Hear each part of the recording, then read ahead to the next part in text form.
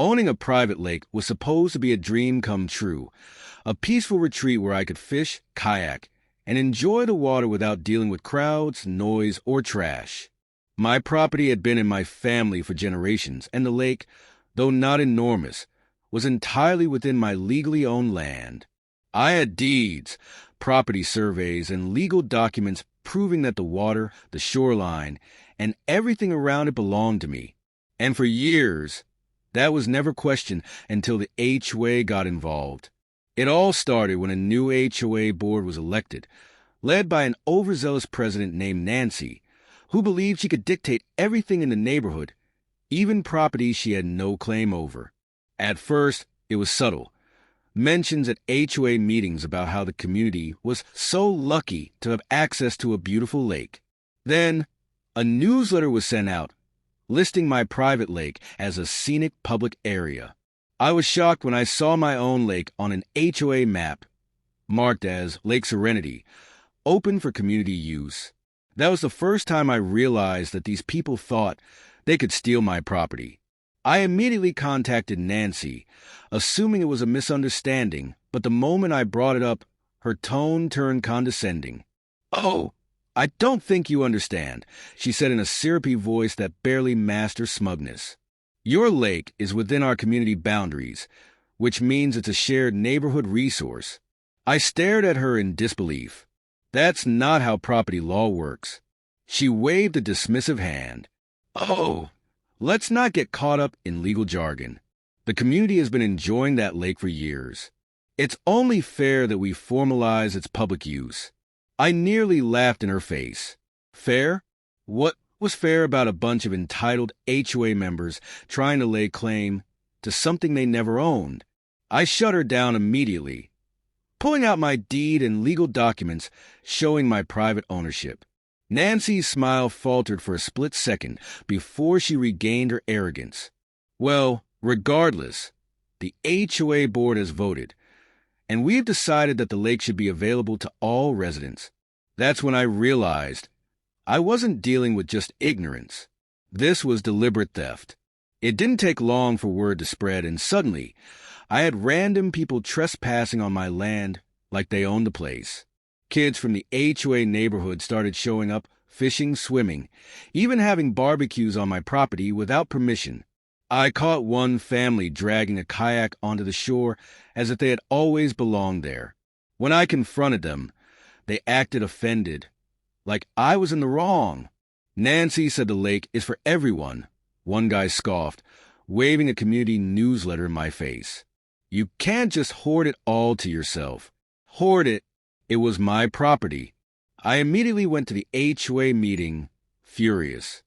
I presented my legal proof, explaining in excruciating detail how they had no right to claim my lake. Some of the members looked uncomfortable, realizing that Nancy had lied to them. But Nancy, she doubled down. "We're not claiming your land," she said with a sickly sweet smile. "We're just encouraging community engagement. It's not nice to keep such a beautiful space all to yourself." I gritted my teeth. "I'm not keeping it to myself. I'm keeping trespassers off my land."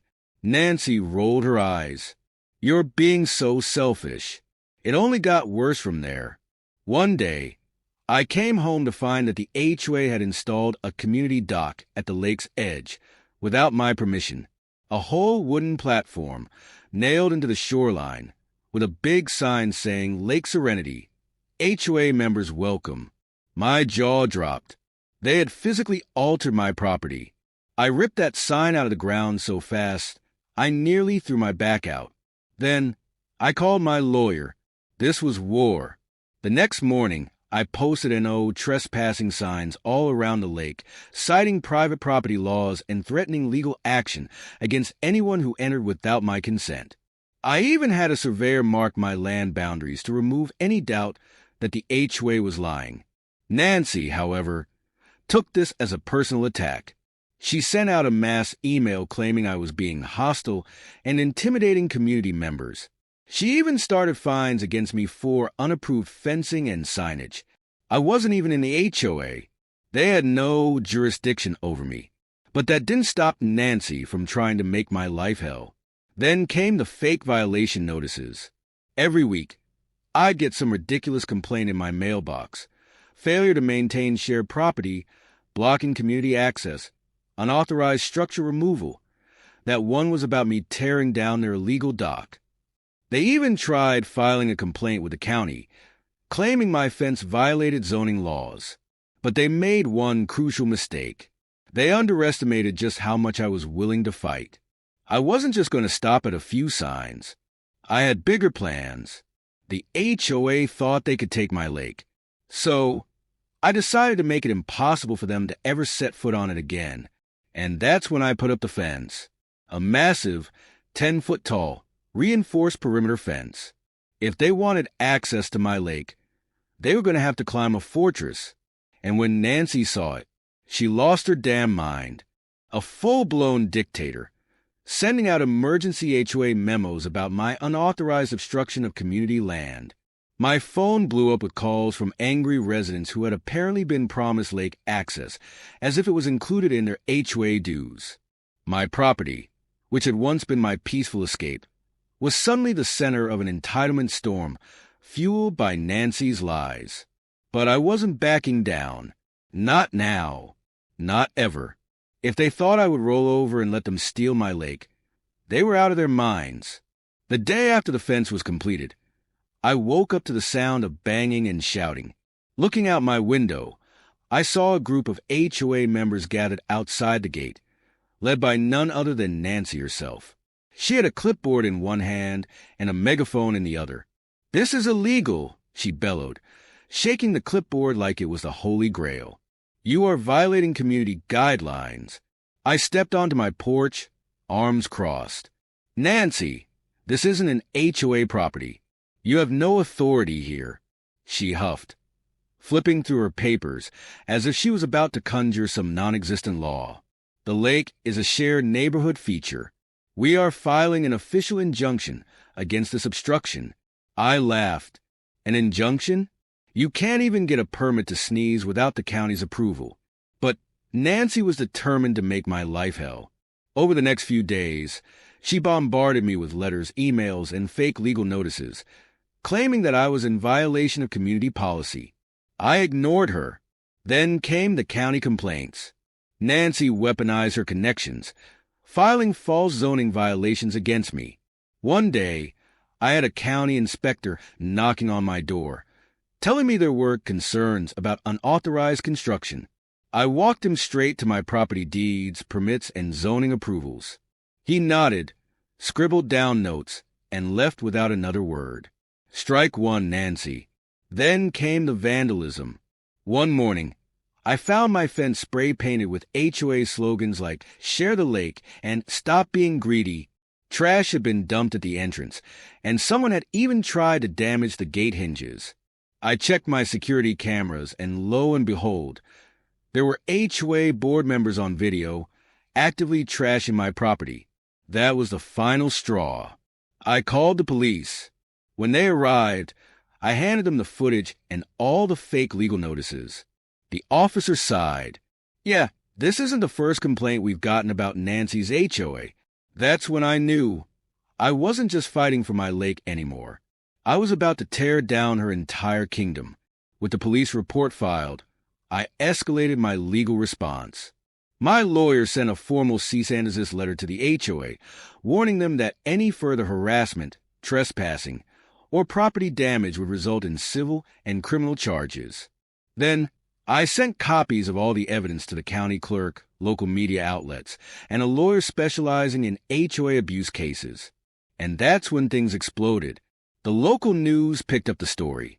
One evening, I got a call from a reporter asking for a statement about the HOA illegally claiming private property and trying to strong-arm a homeowner. I gave them everything: the emails, the trespassing footage, the vandalism photos, the works. The next week, a headline ran, "HOA War. Private property owner under siege by power-hungry HOA board. Nancy lost her mind." The moment the article went public, half the neighborhood turned against her. People who had once blindly followed her now realized they had been lied to. Some of them had even been fined by the HOA for not supporting her cause. The scandal shook the entire community, and HOA board members started quitting one by one, realizing they had backed the wrong horse. Nancy, however, wasn't done yet. She tried one final act of desperation. She filed a lawsuit against me, claiming that my fence had restricted community access to a historic natural feature. Her argument? The lake had been used for years by residents, which somehow gave them the right to keep using it. It was the most ridiculous thing I had ever heard. My lawyer shredded her case in minutes. We filed a counter lawsuit for harassment, defamation, and property damage. The court date arrived, and Nancy walked in like she was about to deliver the speech of a lifetime. She had binders full of fake complaints, printed out community petitions, and a smug expression. But the moment my lawyer presented the security footage, the fraudulent documents, and the county's confirmation that my fence was legally approved, Nancy's face turned pale. The judge dismissed her case immediately, but my lawsuit, it moved forward. Nancy had just dug her own grave.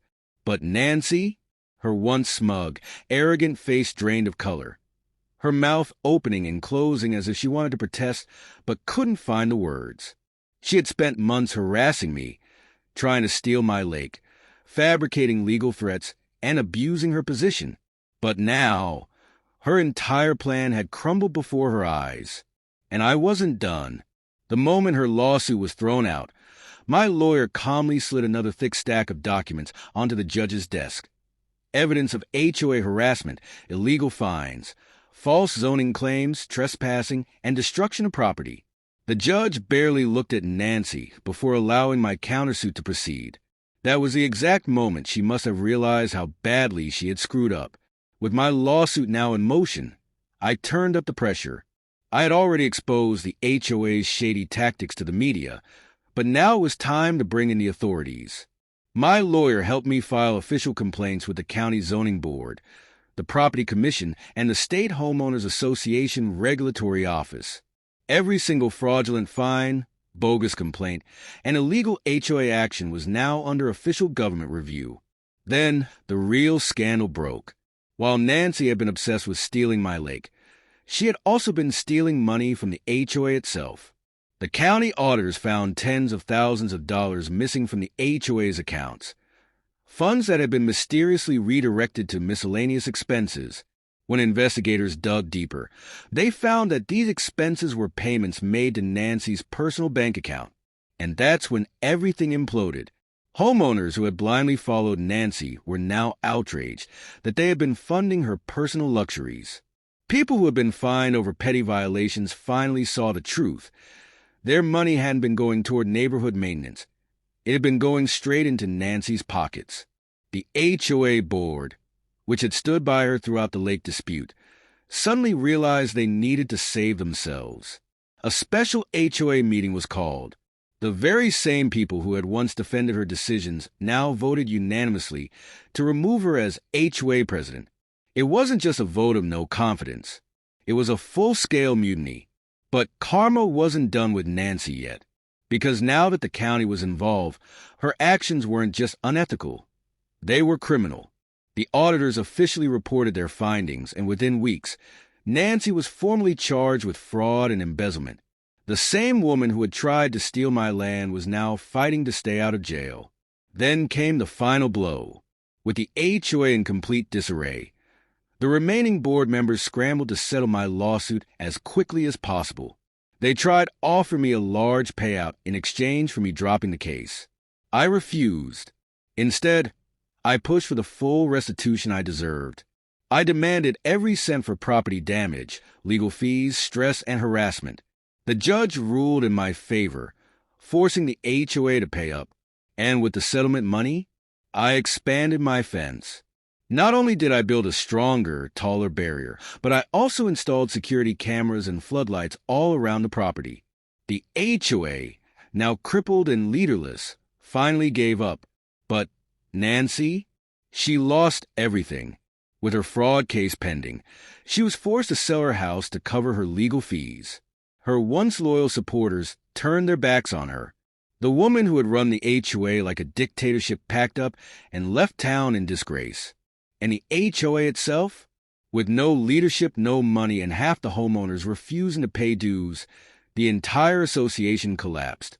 The few remaining board members resigned, and soon after, the HOA was officially dissolved. The neighborhood became independent, no longer ruled by a power-hungry board. And the lake?